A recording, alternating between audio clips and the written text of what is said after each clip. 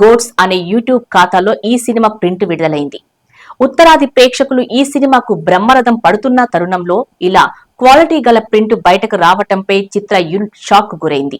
భారీ వసూలతో దూసుకుపోతున్న ఈ సినిమాకు ఇలా దెబ్బ పడటంపై నిర్మాతలు ఇలా చేసిందెవరా అనే కోణంలో పోలీసులను ఆశ్రయించినట్లు తెలుస్తుంది.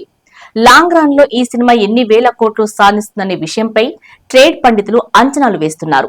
బాహుబలి 2 దాటుతుందని కొందరు అంటున్నారు. ఇది దాటే క్రమంలో కేజీఎఫ్, కల్కి సినిమా రికార్డులను బద్దలు కొట్టేయనుంది. అది కొట్టిన తర్వాత RRR రికార్డులను అధిగమించాల్సి ఉంటుంది. వాటి తర్వాత బాహుబలి 2 ఉంది. ఈ సినిమాకు ఇండియాలో దాదాపు 1800 కోట్లు వచ్చాయి.